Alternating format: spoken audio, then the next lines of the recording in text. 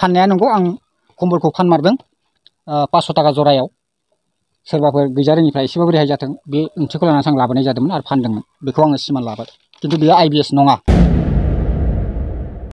मानगोनां इउपिपिएलनि चिफ बिथाङा बुंबायानो थादों सिगांबो आरो दाबो माने कम्बल मुस्रि खुन्दुंनि जेबो राजनितिक आं गेलेया होननानै।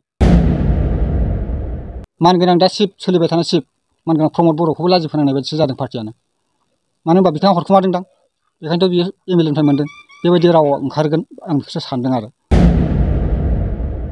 रायजोनो राननो गोनां IBS सरन बर' MLA सारनिफ्राय लाबोनानै फानना जादों बायदि मैया राव बुंनानै आंखौ ससियेल मिडियानि गेजेरजों फोसावनायखौ आं गोबां दुखु मोनदों। बे निउसफोरखौ नायगिरि गासै रायजो राजासिम आंनि खुलुमनाय आरो हामलायनायखौ बावहरग्रोबाय। दिनै आङो मोननैसो आंनि मुङै बेरखांनाय रावखौ आङो निउस मिडियायाव आं मोनदोंमोन खौरां बिजोङाव। दा बेखौ लानानैनो आङो दिनै खेंफोरथि होननानै गसंनाय जादों। मानो जाबाय थांनाय 7 तारिख आं माखासे मिडियानि गेजेरजों नुनो मोनदों मबाइलाव IBS गभर्नमेन्टआ राननाय IBS लाबोनानै फानना जानाय माबाना जानाय। दा नंगौ आङो सिगाङाव इउपिपिएल हान्जानिनो सासे नैबे जयगपुर VCTC-नि सायख'जानाय चेयारमेनमोन। आं बेखौ बुंनानै लाखायो नाथाय दायो आङो चेयारमेन नंलिया। आङो चेयारमेननिफ्राय आनज्रायना थानाया बोसोरसे जालांबाय। दा बिनि बेलायाव नै दाख्लै बावैसो आङो आंनि लोगोनि गंसे दखाननिफ्राय हलसेल दखाननिफ्राय आं कम्बल जि लाना फैदोंमोन। गिबियाव लाबोदोंमोन आङो न'नि हिसाबै 20 खान न'आव लानो होननानै गांसेयाव 230 राङै आं लाबोदोंमोन। आरो जुदि सोरबाफोर फसायनानै लायोब्ला नोंथांनि दखाननिफ्राय आं लांफैफिनबावनाय जागोन बेखौ आङो लोगोनो रादाय होबोदोंमोन। थिग बे लेखायनो लोगोआबो होनदोंमोन जुदि बुरजा लाङोब्ला 230 थाखायावनो आं हरगोन खिन्थु गांसे गांनैब्ला एसे बारा लागोन होननानै बिथाङा खोथा होनाय लेखा आङो न'आव लाबोनायखौ माखासे मानसिफोरनो आं देखायदोंमोन। थ' बेयाव कम्बलखौ नुनाय लोगो लोगो बयबो बिबाय लाबो जों लागोन जोंनो नांगौ बे हिसाबै बुंनायलाय आङो मार्केटआवबो सोंना नायनो होबाय। हाथायाव सोंहैब्ला बे कम्बलनि दामा लास्ट माबायाव मोनो 750 हरो जोंनि माजबाराव 750 मोनो खिन्थु गुबुनाव 900 गाहाम बियो गांसेयावनो। थिग बे हिसाबै जुदि जरायाव आं 500 टाका होयोब्ला बिथांमोना बेसेबां रेहाय होनाय जायो गोरिबनो बेखौ साननानै आङो लाबोदोंमोन। दा बेखौनो माखासे इउपिपिएलनि दानि सोलिबाय थानाय सोद्रोमाफोरा रायजोनो राननो गोनां IBS सरन बर' MLA सारनिफ्राय लाबोनानै फानना जादों बायदि मैया राव बुंनानै आंखौ ससियेल मिडियानि गेजेरजों फोसावनायखौ आं गोबां दुखु मोनदों। दा बेनिखायनो आं दिनै थोंजोङै बुंनो लुबैदों जे बे बुस्थुआ बे IBS नङा बियो बे आं बायस'ना लाबोनायसो। दिनै आङो बोसोरसेयानो जालांबाय चेयारमेननिफ्राय बारग'नाया आरो इउपिपिएल सरखार खुंनाया बोसोरथाम जाबाय। मानगोनां इउपिपिएलनि चिफ बिथाङा बुंबायानो थादों सिगांबो आरो दाबो माने कम्बल मुस्रि खुन्दुंनि जेबो राजनितिक आं गेलेया होननानै। थ' बिदिब्ला बोरैहाय आंनो मानगोनां सरन बर' सारा IBS हरनानैखौ आं बोरै फाननो मोननो बबेनिफ्राय हरनो बिथाङा मालाय। थ' आं बेयाव सानदों आरो माखासे खोथाखौ सानोब्ला मिनिनोबो ओंखारो माखासे खोथाखौ गोसोखाङोब्ला माने दुखुबो मोनो। जेरै बे बाथ्राया आं सानो मानगोनां दा चिफ सोलिबाय थानाय चिफ मानगोनां प्रमद बर'खौबो लाजि फोनांनाय बायदिसो जादों पार्टियानो।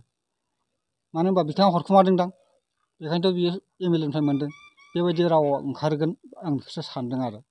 बे टटेलि नङा नंखाय फाननाया नंगौ आं कम्बलखौ फानमारदों 500 टाका जरायाव सोरबाफोर गैजारोङिफ्रा एसेबाबो रेहाय जाथों बे ओंथिखौ लानानैसो आं लाबोनाय जादोंमोन आरो फानदोंमोन बेखौ आङो सिमान लाबाय। खिन्थु बेयो IBS नङा। बेखौ आं क्लियार होबाय। बेयो आं बेयाव दुखु मोना, बेनो बांसिन दुखु मोनदों जे मानगोनां जोंहा 70 नं माजबाद बिधान सभानि सासे सुबुं माहारिजों अनसायजानाय, बाख्नायजानाय एसे मोजां सासे MLA नि मुंखौ बारंबार मख'नायाव आंहा बेयाव दुखु मोननाया गोबां थादों। ओमफ्राय आरो मोनसे खोथा बिथांमोना बुंबावदों, मालायनो सिगां BPF नि समाव जायफोरा BPF नि सामसा बिथांमोना MLA सारनिफ्राय थिं लाबोनानै गावबा गाव न'सो लुना लादों, रायजोनो होआखै। बे बाथ्राखौ बिथांमोना फोरमायदों।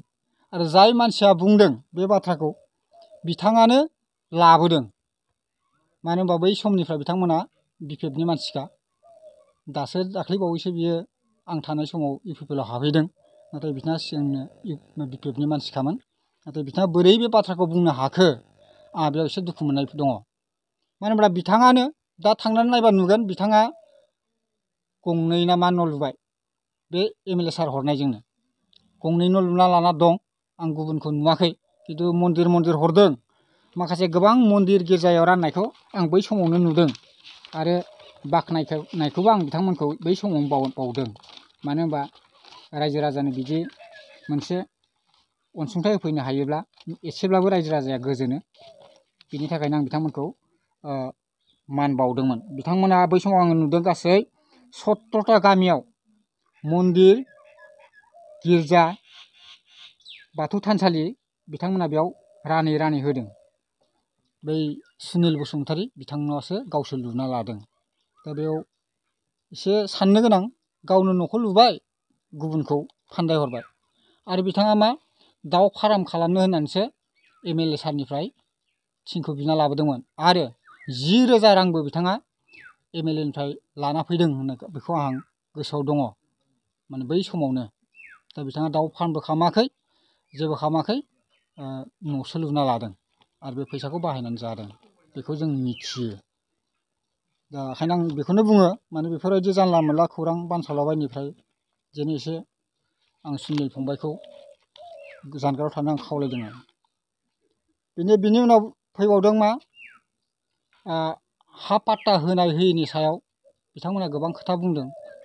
सोर होनाय, बेबो होनदों जों होनाय, बिसोरबो होनदों जों होनाय। नाथाय बे मेन खामानिखौ सोर मावदोंमोन, मावग्रा मानसिखौथ' जेब्लायबो बाख्नायनांगोन। मावग्रा मानसिनि मुंखौ जेब्लायबो लानांगोन। सोर जोंनो हेल्प खालामदों बेखौथ' जों लाखागोन। हानि खामानि मावजेननायाव जोङो थांनाय 2012 सननिफ्रायनो जों मावदों। जोंहा जोंनि माजबाद रेन्ज अफिसनि दिगन्त सार, माने रेन्जार, बिथांखौ लोगो हमनानै जोङो जोंनि जिंगाबिल इउनिट एबसु प्लास माजबाद आन्सलिक एबसु जयै सावरायलायनायनि गेजेरजों 2012 सनाव जोङो बे जोंनि जिंगाबिल एरियानि जेसेबां गोरिब न'खरफोर हा लानाय दं, हादान, बिथांमोननि न'खर GPS खालामनाय जादोंमोन। बिनि उनाव 2016 आरो 17 माने 16 जोबहांहां 17 मायथाइयाव मा जादों, हानि खामानिखौ मावोब्ला FRC नि गोनां जायो। बे खौरांखौ गोजौनिफ्राय मिथिनाय लेखा उदालगुरि जिल्ला दुलाराय बर' फरायसा आफादनिफ्राय बिथोन होनाय बायदियै जोंनि नैबे जिंगाबिल हालामाव फैनानै FRC आफादखौ दाना होफैनाय जादों। बेयाव जोंहा दंमोन रतेन दैमारि सारबो दंमोन। जायखिजाया उदालगुरि जिल्लानि माखासे दैदेनगिरि सारमोन दंमोन। आरो जोंखौ बे हानि खामानि मावनाय बेलायाव मानगोनां दानि आफादगिरि दुलाराय बर' फरायसा आफादनि दिपेन बर' बिथाङाबो गोबां बिहोमा होदों आरो बोसोन होबोदों, बिथोन होबोदों। बोरै मावबा बोरै जागोन बेखौ जोंनो लामा होबोदों। बेखौ निस्सय आं बुङालासिनो थानो हाया, बुंथारनांगोन। दा FRC खौ दानायनि उनाव दानिया बेयाव होदों आफादगिरि महरै सुनिलाल बसुमतारीखौ होदोंमोन। नेहाथारि महरै ससिमहन बसुमतारी बिथांमोनखौ लानानै FRC गासै जिंगाबिल आफादनि गाहाय FRC महरै बिथांमोनखौ गायसननाय जादोंमोन। दा 2017 मायथाइयाव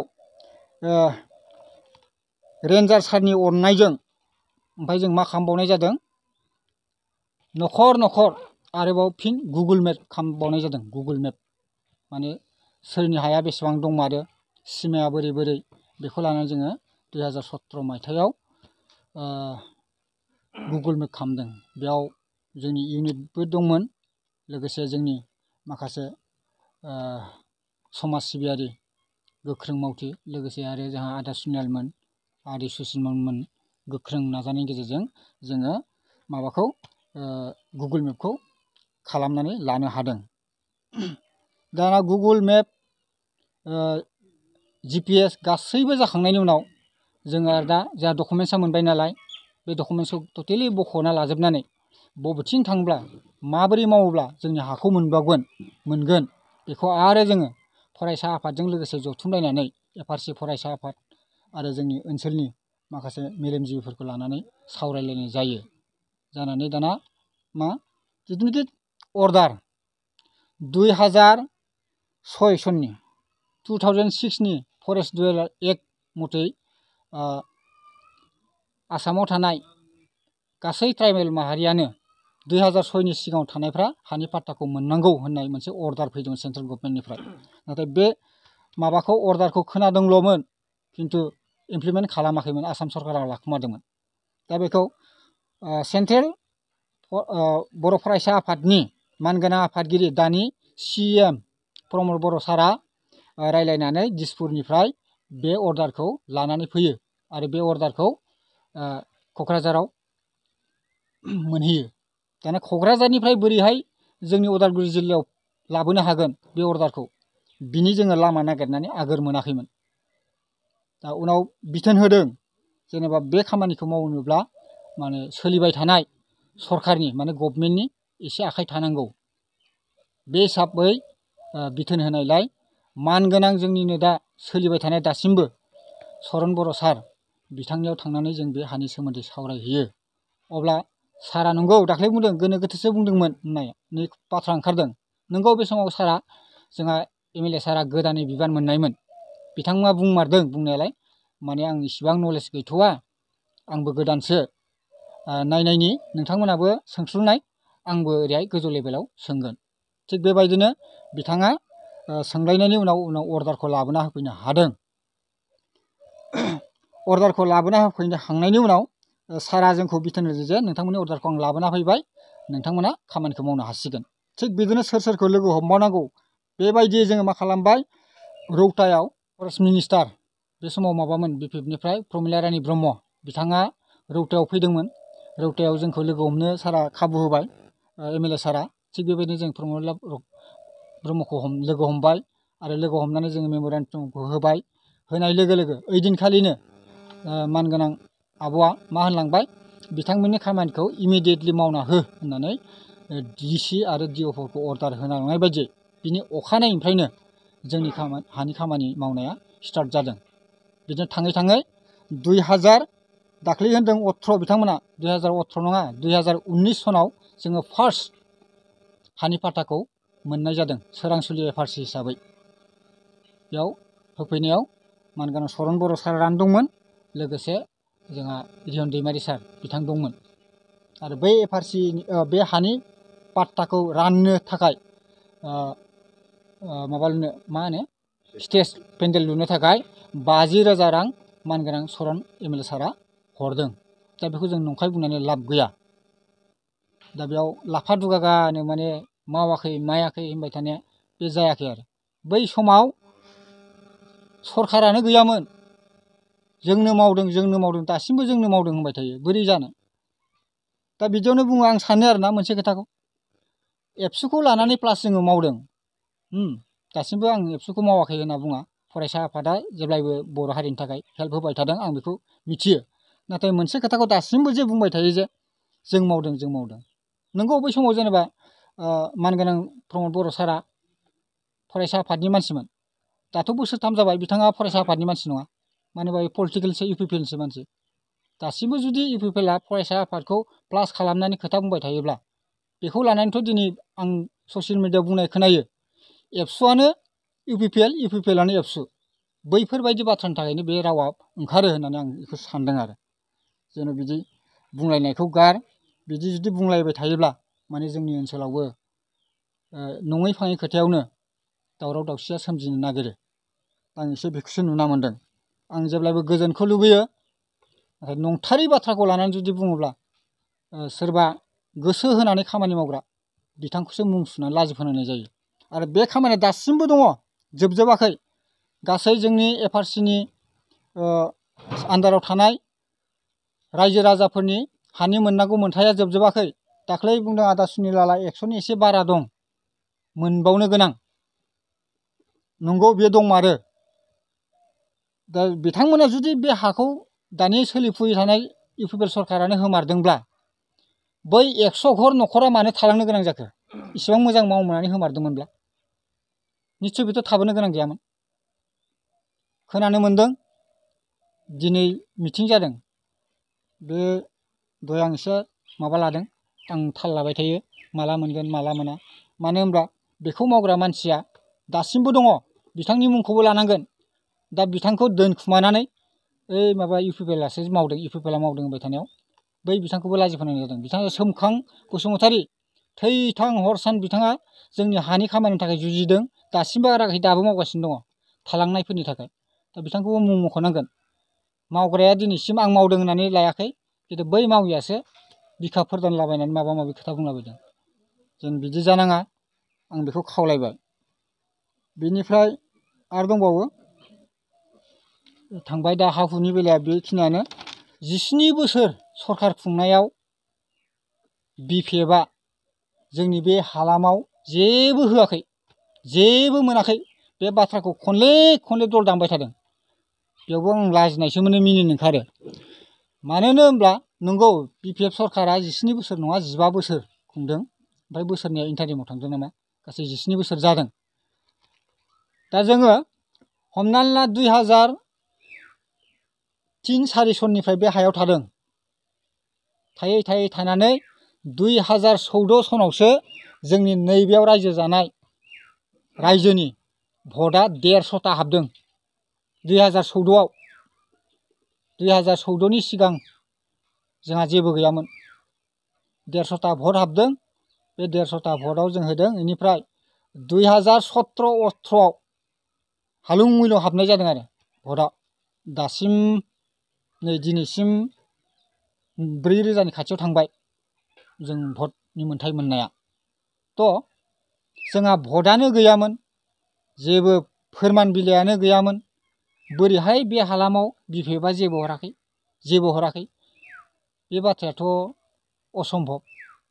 दिनै जयगपुर भिसिडिसि हिसाबै मानो हराखै? हरदों। बिपिएफआ मानो हराखै? दा जिथुनिखि जों बै माजबाटनिफ्राय ओरै जोंनि जिंगाबिल हालामथिं फैनाय बै पाका लामाया सोर बानायनाय? बै दलङा सोर बानायनाय? बे बिपिएफआ बानायाखैबा? जयगपुर भिसिडिसिनि आन्दारावथ' 12टा गामि दं रिभिनिउ। बे 12टा गामियावथ' हरथारदों। खिन्थु बै 12टा गामिखौ जों स्टाफ हैनानैसो जोंनि भटआ मोनदों 2014निफ्राय। बे हा गोदाननोथ' स्किम हरनो हानायनि जेबो माबा प्लान पलिसियानो गैयामोन बै समाव। मानो होनबा रुल गैया। दिनै बिपिएफ नंगौ इउपिपिएल सरकार फैनानैसो जों मोनदों होनना बुंदों। नंगौ, बेयावबो बिराद फाइटिं जानो गोनां जादों। चेयारमेना आंनोमोन नालाय। बोरैहाय आङो 9टा स्किम लाबोदों दै, इउपिपिएल सरकार जानायनिफ्राय आं 9टा स्किम सोदोंमोन बेयाव। फख्रि 9टा फख्रि। बेबो मा जोंहा दानि सोलिबाय थानाय नैबे जोंनि 39 नं 5 नय सेरफांनि, आं नामखौ खारिला, इएम मौर सार, बिथांजों आङो फाइटिं जालायनो गोनां जादों। नों हा गोदानाव स्किम सोनो मोना होननायाव आङो गोबां फाइटिं जादों। फाइटिं जानायनि गेजेरजोंसो उनाव बे आंजों जेननानै बे आं 9टा स्किमखौ आं मोनदों। दा बेखौनो आङो आंनि बै वार्कारफोरनो राननानै होदों। मानि थाखाय फाइटिं जादोंमोन बे मरा, आं बेखौ खोन्थालांनि। जोङो गावखौनो गाव बुंना लायो जोङो जयगपुरनि। खिन्थु जयगपुराव आं उनावसो मिथिदों आंजों मानो फाइटिं जादों। नों जोंनि मानसि नङा, जोंनि जयगपुर एरियानि मानसियानो नङा नोंसोरो। मानो बुंजादों? उनावसो आं मिथिदों जे जोंनि जयगपुर भिसिडिसिनि आन्दाराव मोनसेबो फरेस्ट गामि गैया, फरेस्ट भिलेज गैया। उनाव सानना नायबाय नंमारगौ, जोङो गासिबो लामाबारियावसो दंहैजोबो। जोंनि सुबुं सानखोआ जयगपुर VCDCनि आन्दाराव गोलैया, लाम्बाबारि VCDCआवसो गोलैहैयो। बोरै गोलैयो होमबा थांनाय 2011 सनाव लक'पियेल सेन्सास खालामदोंमोन बेयाव। बे समाव आं फैगोदानमोन, मास मोनसे ना माल' जाफैदोंमोन। बेयाव आङो बे सेन्सासखौ मोनफैदों। बे सेन्सासाव जोंनि नैबे रौता रिजार्भ फरेस्ट हालामखौ टटेलि 592निफ्राय ओरै माबासिम जोंखौ मा खालामलांदों, लामाबारि VCDCनि आन्दाराव खालामलांदों। दा बेयाव माने जोंनियाव माने जयगपुर VCDCआव मोना आरो। थिग बिदिनो बे हिसाबै माखासे फाइटिं जानो गोनां जादों आरो बेयाव फाइटिं जानायनि गेजेरजोंब्लाबो माखासे स्किमखौ लाबोना होफैनो हादोंमोन। बेनिफ्राय होनबावदों मा, बे सरखार गोदाना फैनानैसो जोंनाव PMAY न'आ हाबदों, बे खोथाखौ होनदों आरो। PMAY न'आ लिस्ट मोननाया, आइडि नाम्बार ओंखारनाया 2016-17आवनो जोंनि नैबे जिंगाबिल हालामाव थानाय रायजोफोरनिया गासै 150थासो दङ। 150थासो न'खरा आइडि जानानै दं, दाबो दं। आंनि गामियावबो न'खरबा दं। न'खरसेया जिअ'टेक जालायनाय, बिनि आइडि नाम्बारखौ थुबानो फुरा मानसि सानसि न' संजोबो। खिन्थु मानि थाखाय मोनाखैमोन, बिनिबो जाहोन दङ। जयगपुर होनना नागिरो, जयगपुरावथ' मोनखाया, लाम्बाबारियावसो थाङो। लाम्बाबारियालाय जोंनिखौलाय बहा मावा। बेनिफ्राय दाख्लै होनदों 22था न'खरा हाबबाय। नंगौ, 22थाया आं थानाय समावनो हाबदों। बे जाहैबाय देवसानि गामि हिसाबै हाबदों। बे 22थाया बोरै देवसानियाव थांखोथाय, ओरै सोमलिगुरि, सनापुर, सोदोमस्रि, बेयो बोरैबा देवसानि गामि लिरफ्लांदों बिसोरो। बेखिनियाव हाबदों आरो बे गामि दरनैयाव, दरथामनि गेजेराव 22था PMAY न'आ हाबदों आरो माखासेया हाबाखै। दा बे मानो मोनाखैमोन, दासो बोरै मोनखो, बे रावखौ बुंबाय थायोब्ला आं बेखौ थोंजों बुंनो लुबैबाय जे दासिमबो जोंनि नैबे फरेस्ट एरियायाव हानि पाट्टाखौथ' जों मोनबाय 2019 सननिफ्राय। दासिमबो माने जोङो थोंजोङै आइडि नाम्बार दंब्लाबो दासिमबो लुनो हाया। मानगोनां सार प्रमद बर' सारमोनहा बुंनो हागौ, फेरेंगा सारा बुंनो हागौ, गाबोननिफ्रायनो लुदो होननो हागौ। गोबां खोथा दङ बेयावबो। फरेस्ट एरियायाव जानला मोनला फरेस्टनि एनअसि नङागौमानि खामानि मावनो हाया। दा थिग बेबायदियैनो आङो टटेलि हा मोननाय, सिगाङाव हा मोननायफोरनि आइडिखौ लानानै उदालगुरि DFO अफिसाव आङो बै आइडि नाम्बारखौ लाना थांनानै आरो बिथांमोननि डकुमेन्ट्सखौ लाना थांनानै गासै 86था न'खौ आङो एनअसि लाना फैदोंमोन, बे फरेस्टनि न'खौ लुनो होननानै। थिग बै समावनो माखासे UPPLनि गाज्रि गोसोनि दालालफोरनि फाव फान्दायनायाव आंखौ सिरि सिरि एरखुमादों। जेब्ला एरखुदोंमोन ओइदिनखालि आङो PMAY न'नि जिथु सेंसन जानाय सेंसन लिटार, बेखौ आङो आंनि अफिस, बे जयगपुर VCDC अफिसाव आंजों लोगोसे GRS आरो इन्जिनियार, जों साथामजों आइडि माबाखौ रानबाय थादोंमोन, सेंसन लेटारखौ रानबाय थादोंमोन। थिग बेयावनो आंनि मबाइलाव वाट्सएपआव फैदों चेयारमेन चेन्ज खालामनाय। मानि थाखाय खालामदों आंबो मिथियामोन, दासो बुजिना मोनबाय। माखासे आङो सैथोजों थांनो नागिरो, नंखाय बाथ्रा बुंनो नागिरा। नंखाय बाथ्रा बुङोब्ला आं रागा जोङो।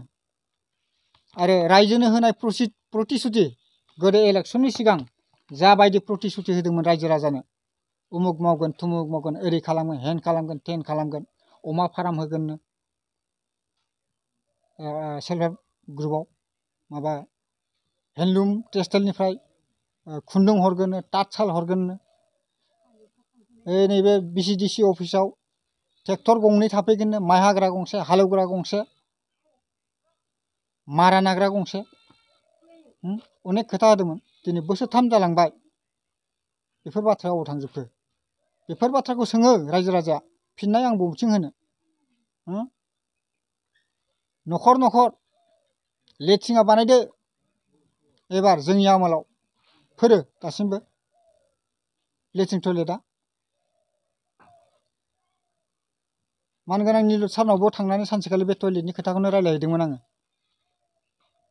एसे हेबलायलायनायबो जादों।